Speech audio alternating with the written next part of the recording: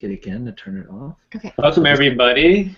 We are here tonight with Fights Clean, Sex Dirty TV. And Relationship Fun and Games. And we're in episode 5 of season 3, the season of passion. And we're here to talk about how to keep the fights clean during. Now, as you know, we alternate our content each week between how to keep the fights clean and the sex dirty, because really that's the two categories of areas usually where people are having challenges in their relationship.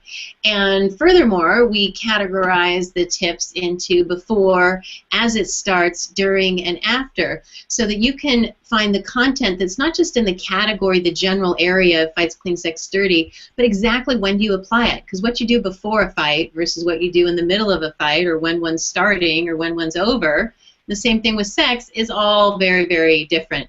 So we want to make sure that you've got tips that you can pick exactly what's perfect for your relationship right now. And if you go to our website, our blog posts and our TV show episodes are organized in this way so that you can find the things as easily as possible for you. Yeah, just look for this logo. So tonight we're talking about how to keep the fights clean during. So this is in the arguments, right? You know, you've already done the work to look at beforehand. Let's create a space. You know, we talked about in this season, we talked about putting an end to negativity so that you're really respecting each other and creating just a culture that's very nourishing between the two of you, so you don't have tension building all the time. And then we also talked about as it starts, right? When you feel the tension building, what you can do to really head that argument off at the pass. Now, sometimes you may end up in an argument and be totally in the heat of it. That's completely different. And so tonight we're going to be looking at what you can do so that you can handle an argument even in the heat of it. And when you can do that, it can detract much less from the enjoyment of your life and your relationship. You know, when you'll have those arguments and you're in so deep that it can ruin your entire evening or an entire weekend. Or longer. Sometimes it's harder to get over it. And tonight it's not just us, but we're really excited to have Amy Segretti and her beloved Tony Bacigalupo. I just love these names, which I learned means kiss of the wolf, right? And so we're going to hear from them in just a moment about their bios. Actually, let's go ahead and switch to that screen right now and let's dive on in. And as you know, we love to hear the stories of how people got together, and they're going to tell us their little love story in just a minute.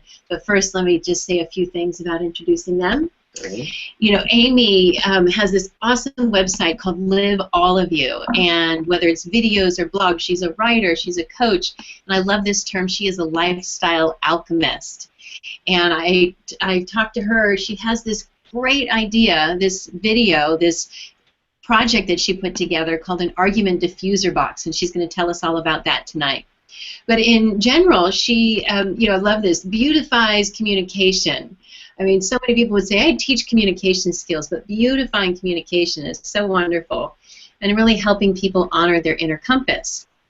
But we like to interview couples here. Every now and then we have a single person, you know, usually an expert of some sort. But it's the in-between space when you see the couples lean over and kiss each other, or, you know, finish each other's sentences, or jump in to tell the rest of a story. There's just something really precious and special about that.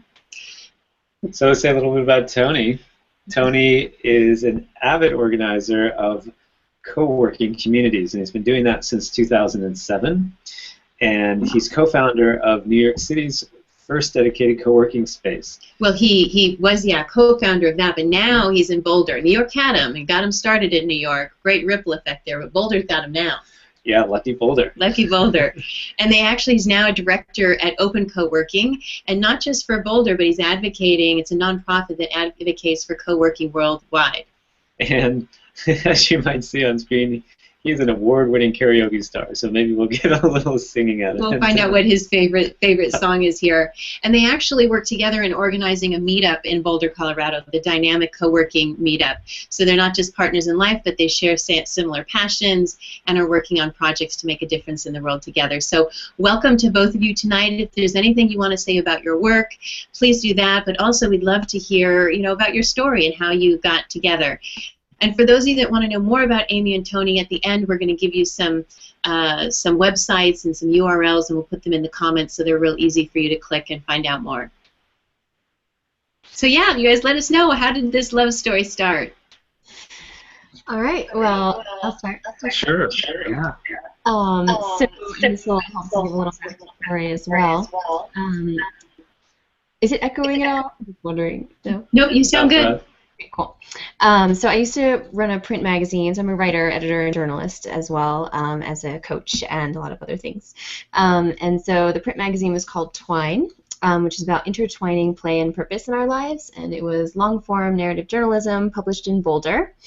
And so when I was publishing that was in 2012, 2013. I wrote an article about co-working, and specifically the Boulder co-working spaces. And so this magazine was print at the time, and so I had the co-working spaces in Boulder advertised on the back of it.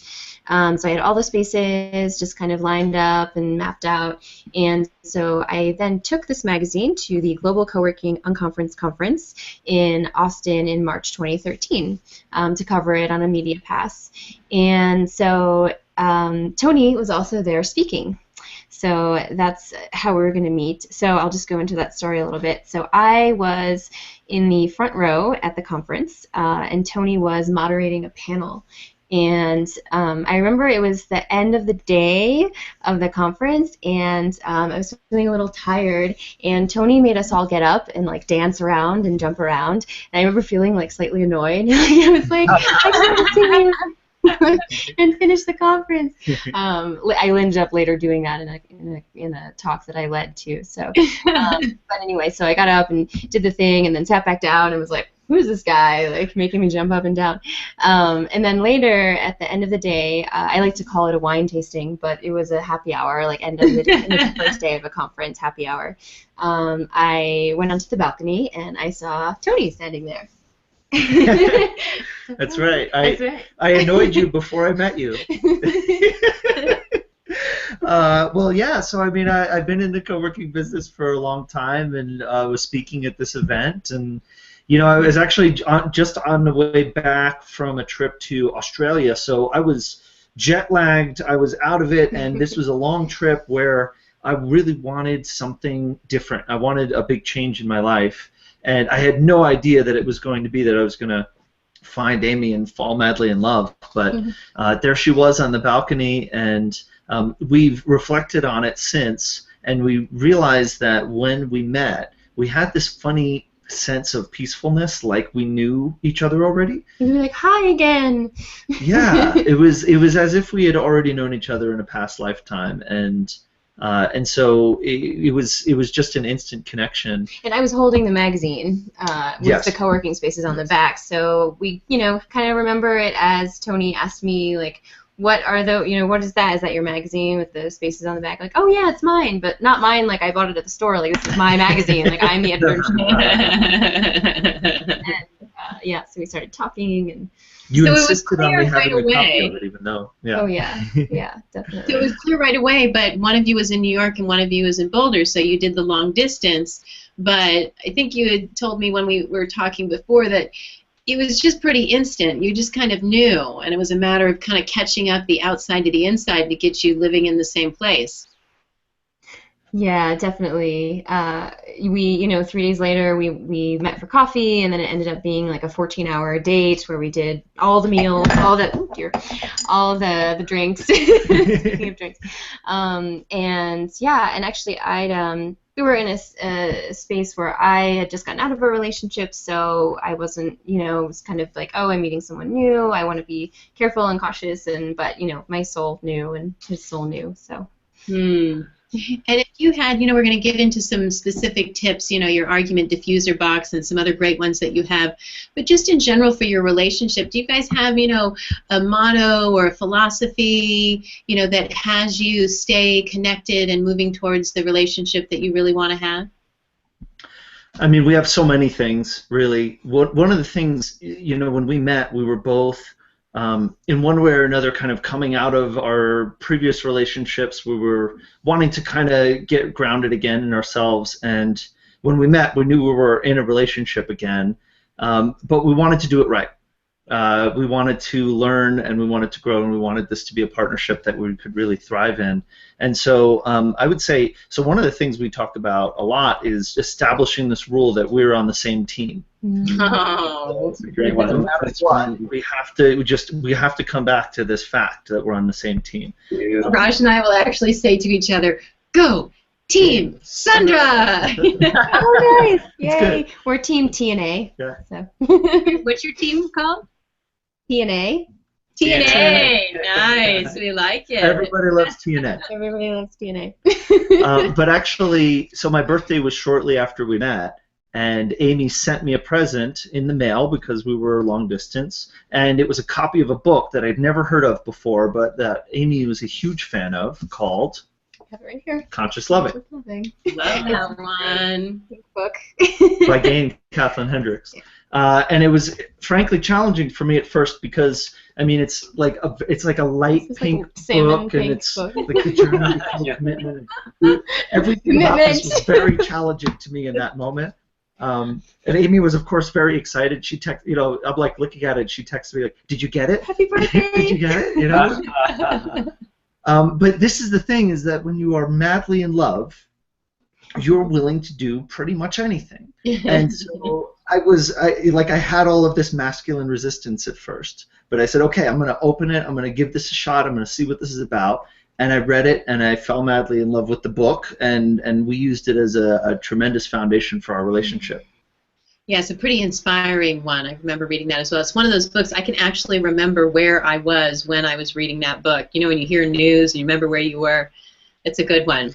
Yeah, and what a great story. You know, one of the main principles of our work is being proactive in your relationship, and it sounds like from the get-go you guys were committed to being proactive about having your relationship work and be something that you could really nourish and grow together with.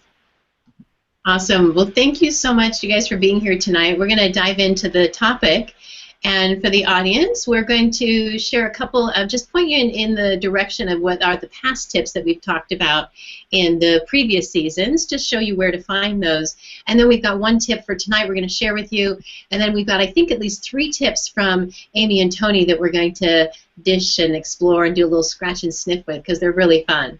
And if you've joined us on our show before, you might know that partway into the show you can join the Hangout Live by clicking the button under the video player. It will say Join Live Hangout. That button will go live for us tonight around 6:15, and we'll tell you when it's live. When it does go live, refresh your browser window so the button. It'll be a little after 6:15. Yeah, We're starting out. yeah. So just running a little bit behind tonight. We had some technical difficulties, but the show goes on, as is with relationships. So yeah, go ahead and share that screen, Raj. Thanks. So this is just pointing to previous seasons. So in season 1, we had episode 1.5, How to Tame Triggers and Unhook Even in the Heat of It. And then we had episode 2.5, How to End an Argument in an Instant. One of those I remember was Antonia Dodge and Joel DeWitt from Personality Hackers. So again, all of these have interviewees as well, so you can go and check those out. And we just have some great tips there as well. Now, you also have the blogs if you're a reader more than watching the videos, and so you can go back and it will put the link in the comments right now on where to find all the blogs. The blogs, again, are divided into how to keep the fights clean and the sex dirty, but just go to the fights clean one, and then if you're specifically looking for during, just look for this logo right here. You can see it's fights clean because it's got the halo rather than the devil horns, and the during is all lit up. So any of those symbols will apply to this topic of how to keep the fights clean during. But tonight, we're going to talk about a so-so moment. Now, when we talk about how to keep the fights clean during, that is a more general topic. It's not necessarily that your fight and your argument has gotten a little ugly. But for this tip, we are going to talk about one that when it's starting to get a little ugly. Now, Raj and I in 2014, we had 3 fights. So we said, okay, we're going to have in 2015 only 2 fights. And when we talk fights, we mean full-blown. We actually categorize as a fight as tears and Yelling. Yelling. Yeah, Tears if there's and yelling and tears, that's a fight. That's a fight. So we have little fights, but that's the big fight. Little arguments, yeah, that's a fight. But this tip is actually really about when you are in a fight, those doozies that are starting to come up, and we're setting a goal to have less than 2 this year.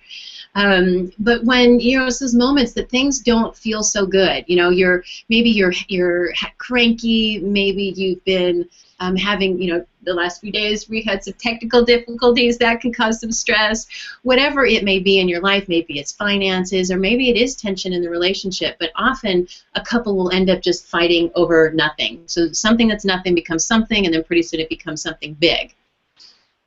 And then you may be left with saying, just jump in here, I know I'm going here, what the hell just happened? That's what happened to us. The last time we had a big argument was April of last year. And it was just like, how did that happen? That was over nothing. I was just going on a road trip, trying to leave town and trying to say goodbye, and he was busy on a call. How does saying goodbye for a road trip turn into World War III? We literally were saying, what the hell just happened? Now, when you're looking at your arguments, these ones that get difficult, the places to look are, how often is that argument happening? Is it like constant every day? Does it rarely happen? Then you're looking at how extreme it gets, how intense it gets, and then finally how long it lasts. So this tip is specifically looking about how extreme it gets. You want to make sure that you have this line in the sand and you're not going further. Now, often in an argument, when one person is fully sourced and nourished and they can handle it, we call that putting on the Teflon suit. You put on the Teflon suit and you can handle whatever upset your partner has. But sometimes you're both really undersourced, and you're both challenged, and you both need each other, and those are the more difficult times. And those are when these tools are really handy, because you need a lifeline. Otherwise, you spiral down into the depths of despair and these big, ugly arguments. Now, in these big, ugly arguments, it really is a great opportunity to build trust. If you let it go too far, you're going to just cut trust off at the knees and cause a real big challenge for yourself, right? You're in the future, you're not going to be able to trust your partner that, we can have difficult conversations and it won't get that bad.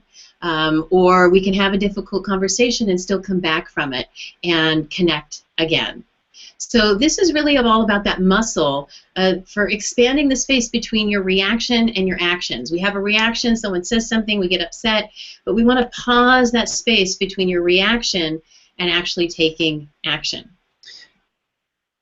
And this is where this so-so moment distinction really comes into play, because you can catch yourself in that gap between the thing that actually happens and the reaction to it. As you can see here on the slide, our lower brain, our amygdala gets triggered, as you see here, in 30 milliseconds. It can totally hijack what we call your thinking response, because that one trails a little bit. the initial response is an old reptile brain response, and it's a survival mechanism. And it is the older part of your brain. It develops much, much sooner than the frontal lobe. When we're developing as human beings, as children, it develops first. In fact, the frontal lobe isn't fully developed until you're in your early 20s. And the frontal lobe of your brain is where you have empathy, compassion, consequences. So like when you yell at a teenager, what were you thinking? They actually aren't, because they don't really have the brain chemistry for consequences. And so we turn into not just teenagers, but kids, right? It's all reaction when you're in the heat of an argument. And that amygdala starts to hijack and take over. So at that point, you're not really thinking as creatively as you could. And so we create these little short, mini mantras, these things that you can say in a small amount of words, small amount of time, when you're really just barely holding on, but that will actually create an opportunity for you to kind of slow things down and communicate a lot with your partner. And it's like a lifeline. Like, when you're in the heat of an argument, there's a little part of you that's probably saying, help, I want out of this argument. Where's the ejector seat? The ejector seat? Stop this crazy ride, right? You went off of it. So Raj and I, when we had that last argument, this was actually not the last one. It was a couple of years ago. We were having an argument where I was going for a road trip and he was staying home, and I'm a total extrovert. I love seeing people, and he needs a little bit more downtime to himself, a bit more of an introvert. And so he was wanting to stay home, and I was wanting him to come with, but I was fine to leave. But when I went to leave and say goodbye, he was on the phone, and as I said, pretty soon it totally devolved until it was like an hour of yelling at each other. So finally, I left after tears and all of that and hurt feelings. And as I was driving, because we always want to keep even better ifing in our relationship, like, what the hell happened? How can that not happen again? And we came up with this idea of this is a so-so moment, meaning it does not feel so good right now. This actually is not nice at all. But it could so easily get so much worse. I am just not in a place to be able to source myself right now. In fact, you know, we call this, did I miss that on the other slide, the ATH? Did you have that on the past slide there? No, it's... No, it's not on there? It's coming later. Oh, it's coming later. Okay, I thought it was just those two little ones. No, it's not in there. Okay, so the lower brain and the frontal brain, I probably just didn't put it in there, because look in your relationship. There's probably one person, and Amy and Tony, maybe you can see if this is true for you, but there's one person that's kind of the hurricane. You know, they feel emotions and they kind of express it all. And there's one person who's a little bit more of the turtle. When things get intense, they tend to need to withdraw a little bit, and they need a little bit more space or time to think about it. And then the hurricane keeps pushing at the turtle, and the turtle's like, leave me alone. And the hurricane's like, if you cared, you'd deal with this. And the turtle's saying, if you cared about me, you'd give me some space. And that's also compared to the abandoned and the engulfed. So there's usually one person who feels that this is too much, and they usually are the person who's kind of engulfed as a child. They got too much attention from their parents and just wanted some space.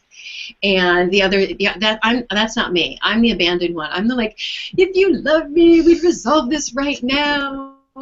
And so, I'm like, can't you just give me a few minutes? Give me a few minutes. To process give me a few minutes. And so the idea is you want to have a cue that you can say to each other. Either person can say, this is a so-so moment. So if I say this is a so-so moment, then Raj knows that I'm having my abandonment issues triggered, and what I really need is for him to look me in the eyes, tell me it's going to be okay. He just needs some space right now, and give me a specific amount of time. I need 5 minutes, I need 10 minutes, I need an hour, whatever it may be. And then if he needs to tell me, he can say, I'm having a so-so moment, I really need some space right now. So we could just communicating to each other what our needs are and just acknowledging we are both under-resourced and this is about to go really south. Yeah, and having these mantras in those moments, these little phrases that you can use, like this is a so-so moment, I need a little space. Or if you remember, our stop, shift, start is a really popular one to pull out of an argument. So they're short little things you can say that really mean a lot when you really can't think that clearly.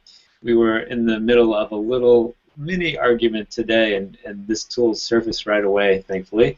And Gabby's question, she yelled up, how much time do you need? We got to talk, we've got work to do. How much time do you need? He yelled 5 minutes. 5 minutes. So I had 5 minutes to source myself and get my emotions sorted out. So. And it was pretty great. It was pretty great. So do you guys ever find this happening in your relationship when you see an argument, you know you don't want it to be getting as intense as it is, and how to pull out of it?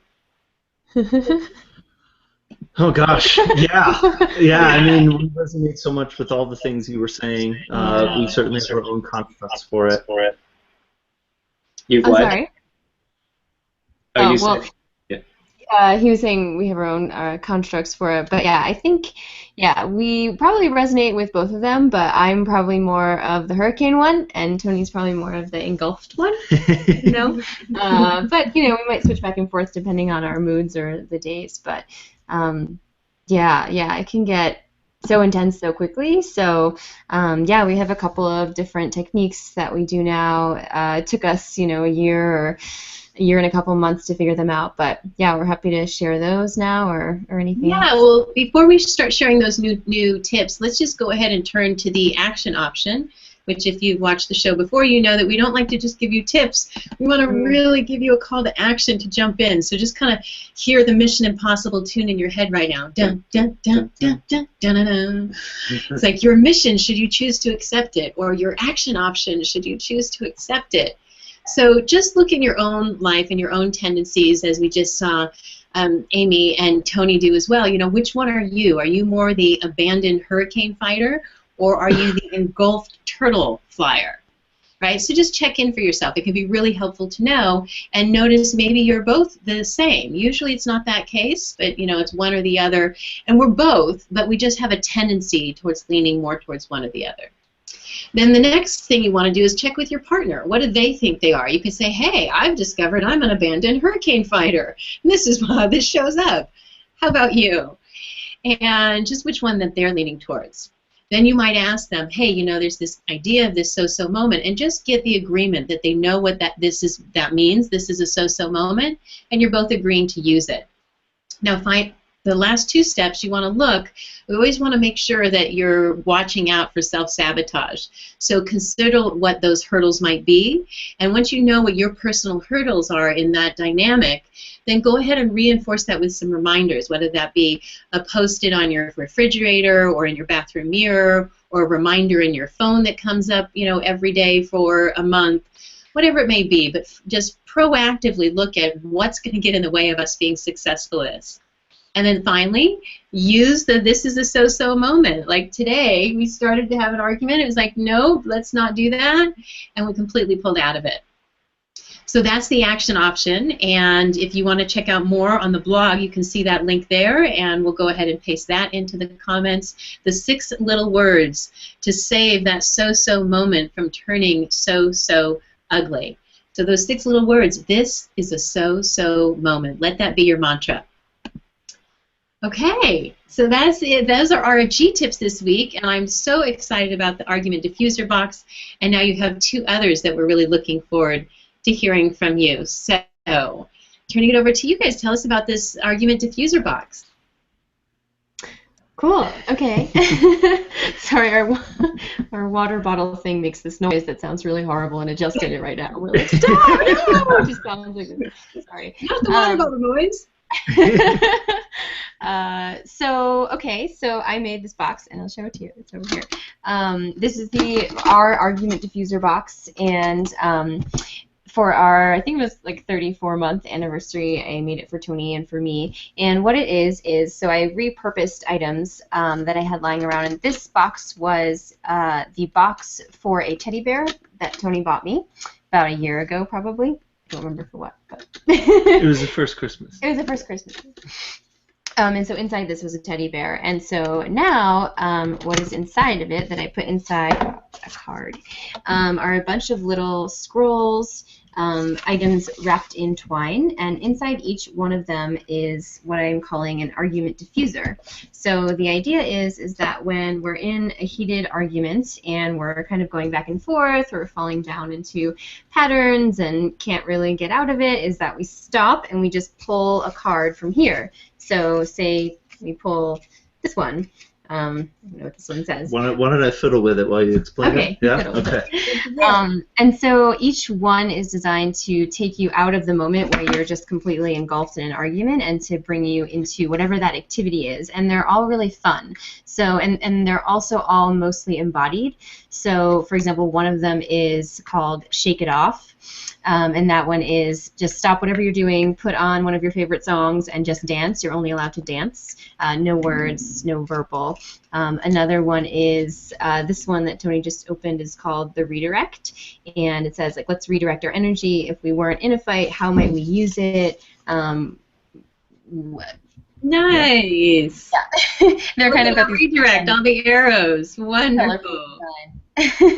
Yeah. And another one I have that I like is called Animalify, which is like drop what you're doing and get on the floor and start acting like an animal. However you feel, however you're feeling, like just moaning, groaning, like all of that is allowed, but not really engaging in the argument, not arguing or talking to each other. Oh, I like that one. We actually have gotten a couple of monster hats after we had an argument a number of years ago. We said, okay, if we're going to turn into monsters, we should at least have monster hats. So next time we become monsters, we'll put those on. So honey, maybe next time we can put on our monster hats and then get on the ground and growl like monsters there. Oh, that's so fun. I really love this tool because one of the things it helps you do is unhook from, it gets you, it's kind of like, look over here. Distraction. Yeah. Shiny object, something else to do besides fight. Well, really, it's going back to the interrupting the lower brain which you're fighting, but you have that moment of clarity. Okay, I can't think of the best thing for us to do right now, but I knew we'd be here, so I created this thing from my frontal lobe. Let's go. I've got a little bit of that ability now. Let me go take one of those, and it's that on-ramp into your consciousness rather than into your reaction. Yeah, and we call these stop strategies. How do you just put a mini stop to what you're engaged in now so that you can kind of get a little bit of your sense back, and I love these. This is great. Well, and I love that she said they're mostly about embodiment. And I think when I was reading your blog article about this, you also, maybe it was in the video, you also said something about that these ones are a little bit lower level. Like you're not going to go into a very intense question when you're already worked up. So the fact that these are embodied, mostly nonverbal, way to go. Good job. Yeah, purposely they're not like, tell me your microscopic truth, vulnerability, like, because we don't want to, because we're not maybe on the same team in that moment. So these are more just like, get out of it. Right. Yeah. Wonderful. Awesome. Anything? How about your back-to-back children? Yeah, you want to show that screen there? Yeah. Sure. So Amy discovered this one at when, I guess, during last year's Burning Man. Yes. I'll put it up. I'm sure a bunch of people are familiar with this image here. Yes, So Burning Man is just for those that don't know, is a festival in Nevada that attracts almost 70,000 people, and a lot of it is based on art. So you see these huge sculptures with something like this. I saw this one as well, and the little kids also glow at night. Really incredible. So this was striking to us because it told us, it connected so much to things that we feel and that we've read about when we're fighting, where on the outside we're fighting and we're kind of pointed away from each other and we're really unhappy, but somewhere inside of us is a innocent child who just wants to connect. And so just using this imagery was very powerful, but we actually turned it into a physical practice where in the course of an argument, and again, this is another stop practice, right? It's another way to kind of derail the course of this unconscious interaction. When one of us sort of recognizes that we're in the middle of it and we can't talk our way out of it, maybe the best thing to do is just stop talking altogether and just sit on the floor and open our back to the other and invite them to do the same with us. And so that's actually gotten us out of some really sticky situations in the past. Yeah, we were in an argument once in New York, and it was getting really heated, and I was actually leaving to go to a workout class, and I was like, I'm leaving, goodbye. Like, I didn't really have to go, but I was doing the kind of flight thing. And then Tony just he just stopped, and he went to the living room and sat on the floor and faced away from me and just sat there. And so then I'm leaving, I'm going, but he's not interacting anymore, and so I'm at the door, and I'm like, oh, and I see him like that, and I see him, and he's just he's my love, there's his inner child. So I was I just put my stuff down, and I sat, back to back with him, and we just sat there for a while and just felt each other breathing, and yeah, and that is what helped end that argument. So. It helps so much if one of us just drops the armor.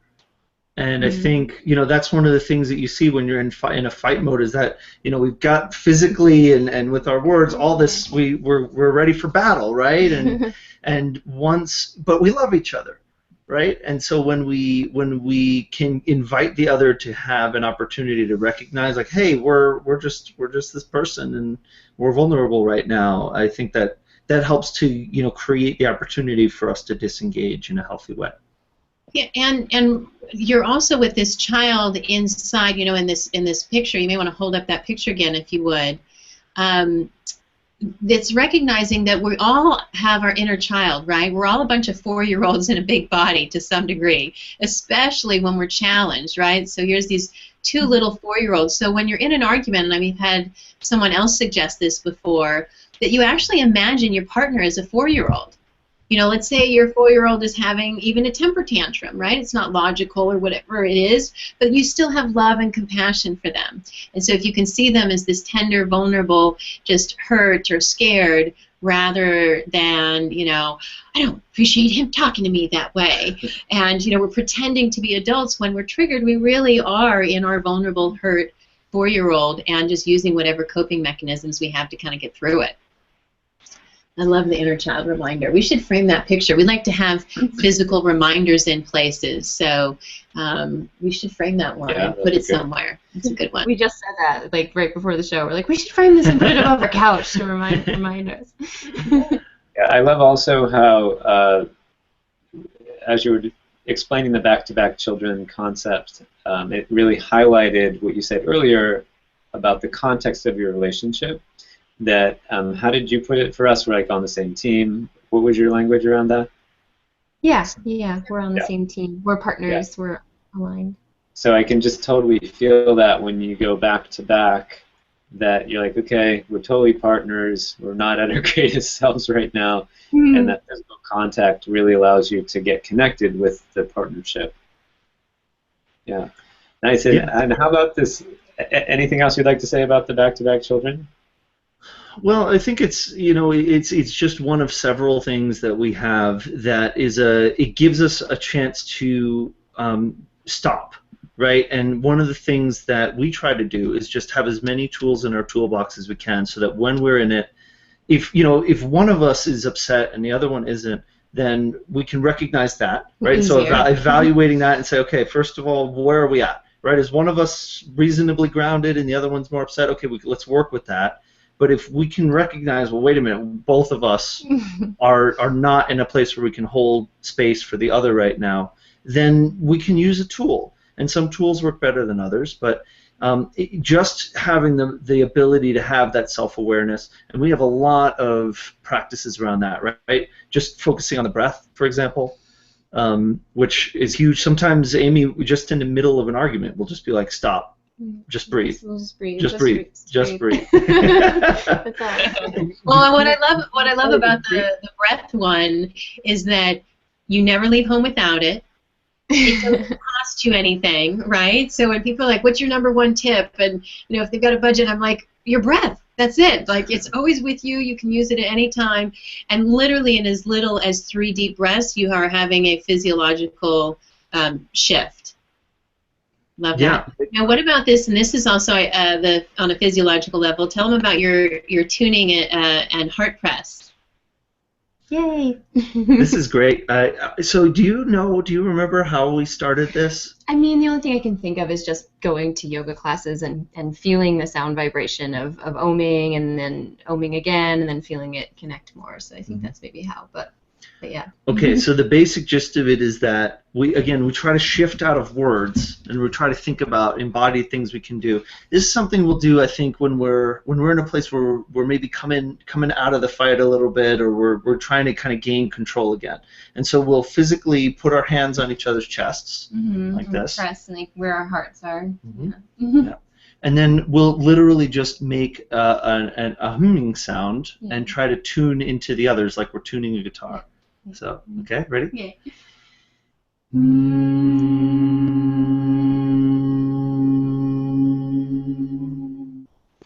Yeah, and then we'll do that maybe again, and maybe first time it doesn't. Practicing over here too.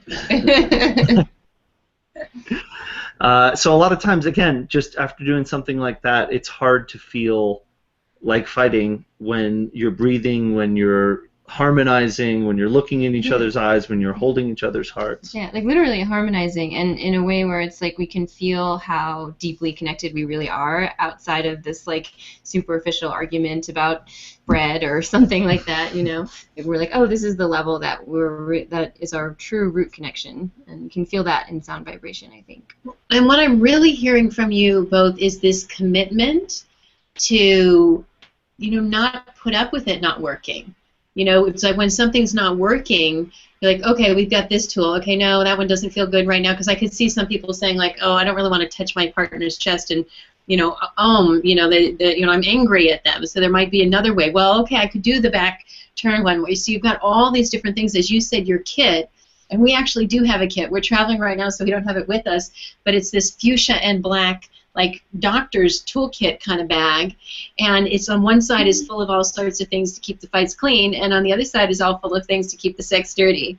So it's our little toolkit, and I told Raj in our next house I want to get a little pedestal and put the kit up on the pedestal so it's visible and right there all the time, because that's the whole thing about the amygdala is we lose our mind. Peoples we love and we cherish and we respect and we have compassion for, and all of a sudden they say one thing and we're in the bad space, and it can be just totally hijacked. So if you practice and have a wide variety of tools available to you and keep them visible, it can make all the difference. But you have to have the commitment. You have to both be playing the game, and you guys are playing the game. Yeah, that commitment. Well, and it goes a step further, too. One of the things that I think stresses us out is that we know how in love we are.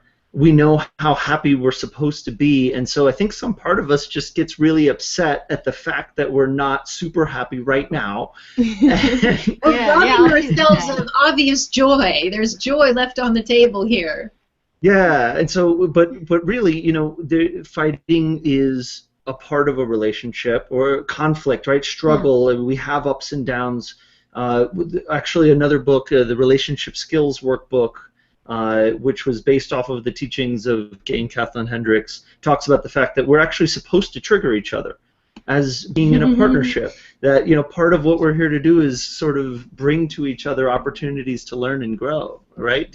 You know this so well, and I feel like you talk about it. Amy's taught me so much about these kinds of things.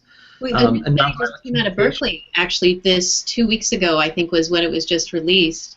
And it said exactly what you are just saying, that you know, it really is important to not avoid the conflicts. You don't want to be living a life full of toxic interactions, but that we lean in. I call it your mess is your message. So when you're feeling the tension, rather than trying to avoid it, you're looking at it going, huh, what's this trying to tell me? Where's the message in there?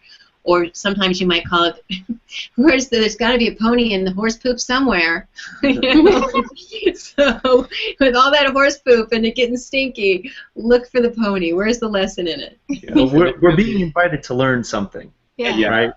Yeah. So Amy also introduced me to nonviolent communication. Do you want to talk a little bit about how we incorporate that at all? Yeah. What? We love nonviolent communication. Yes, please share with the audience. It's great to hear.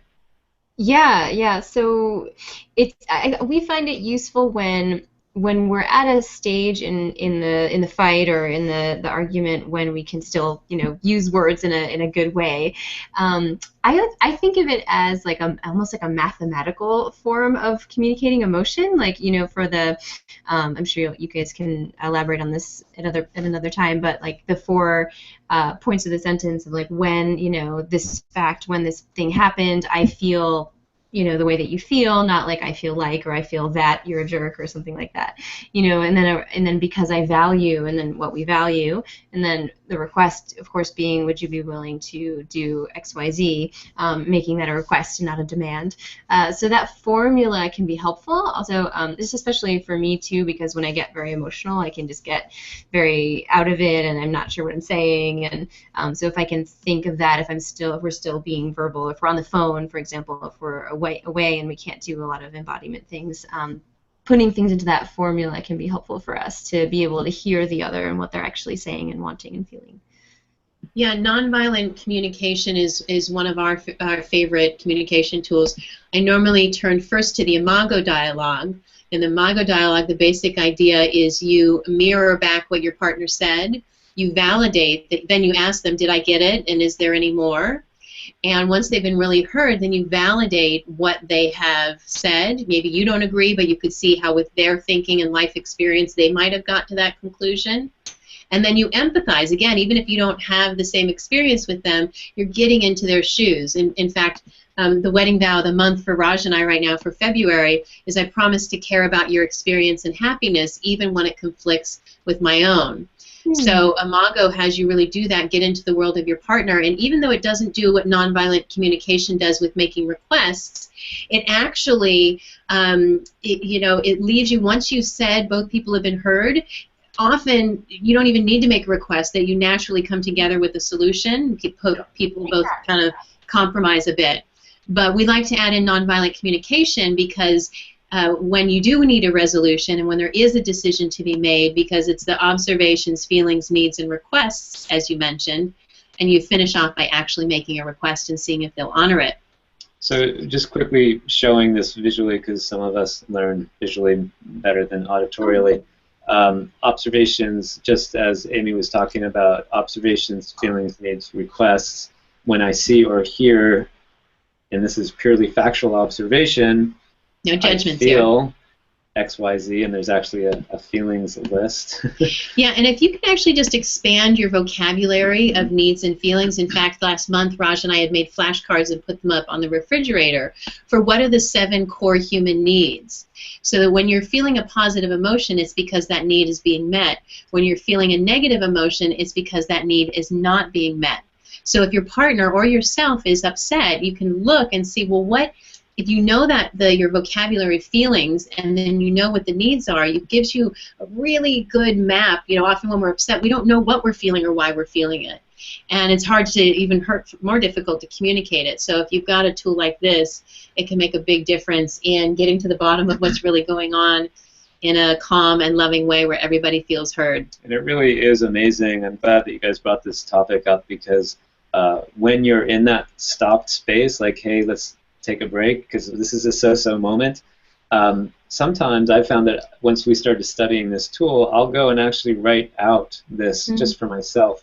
And if I go through the feelings inventory of needs not met, and just really go through every line here, like angry, what sub-emotions are there, you know, irate, outrage, etc., it totally calms me down, because I've been able to put to words my emotional experience.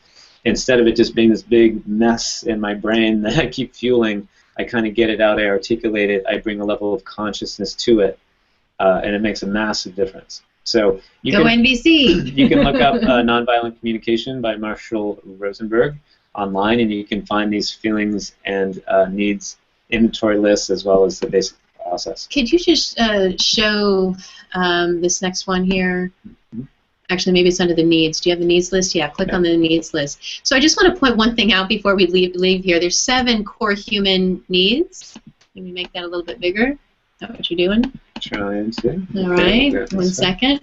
And what I wanted to point out about this, yeah, just move that over to the list, is that of those 7, there's almost more words for connection than all of the needs combined. And, you know, I theorize with that many words for it, it's because it's actually one of our core really important needs. We have a lot of words for us wanting to feel connected. So it just makes sure in your relationship that you're cultivating a sense of connection, because it is a very, very important core human need, and when you don't have it, all sorts of other triggers can come up. Awesome. Well, that was a little digression. Little NBC digression here. You can tell we're big fans. Yeah. We teach that in our business consulting business as well, so that's why we just had that ready. All right, awesome. So what awesome tips you guys have, and just really impressed. You know, I've only known you guys, we've only known you guys very briefly, and you're really on the cutting edge of being proactive about having your relationship work, and you have all these tools that you've created together. Yeah, it's really amazing to see. Yeah, even your photo here, Raj is showing the screen, you know, the international boundary limit.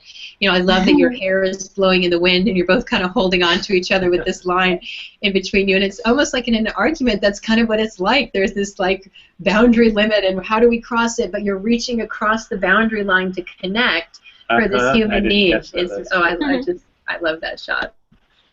Awesome. Okay, well, we didn't say that the Google Hangout is live yet, so if anyone would like to join and get in here for a few last minutes and ask a question, we love answering your questions. Myself, or come on in, the water's fine. Yeah, come on in, the water's fine. And you can either put it in the comments if you aren't up for going on video, but you're welcome also to hit join the Hangout and join the video, and we can go ahead and take some questions. And you might need to hit the refresh button on your browser to make that button live. Yes. Yeah, but in the meantime, while we're waiting to see if you do have any last questions, and as you know, any of our live events, Raj and I will stay till the end and answer any questions for whoever would like to stay on, because we really do love, and we care. We want you to have the most playful, peaceful, passionate relationship possible. And if you want to find out more about Amy and Tony, we have a few different URLs here, addresses, and so we'll go ahead and copy those and put them into the notes there, so you can find out more about the diffuser, the argument diffuser box, and if you're interested in co-working and what they're up to in that realm. And I highly, highly recommend you check out Live All of You. What I loved about that website is there's just a wide variety of topics about enjoying life and listening to your heart. And of course, you've got relationshipfunandgames.com, and we're going to show you just a couple of other specific gifts that we have for you that we'd like to offer you in the next few days. Before we do that, is there anything that you would like to say about any of these sites? Your argument diffuser box, I think you can find some information about that. Is that right, Amy? Yeah. So that's the current most recent post on my site on allofyou.com. So yeah, and that post I made pretty. It's pretty full. It's got a video, and it's also got some how-tos, and then different tools you can use to make it if you're not just using household things, like some, cheaper things, or then some more decorative, colorful things to use to make it with. So yeah, and also we love talking to people about relationship. We can talk about it for forever. So if anyone wants to get in contact with us or talk about fighting or how to get out of fights or anything like that, or long distance stuff, we're very well versed on staying connected long distance for sure. So yeah, you can get in contact with us through the website. And it's great, this argument diffuser box makes a fantastic Valentine's Day gift. Great if you can whisk your beloved off and go on some trip together. But if you're watching the budget, this is a really sweet thing to do.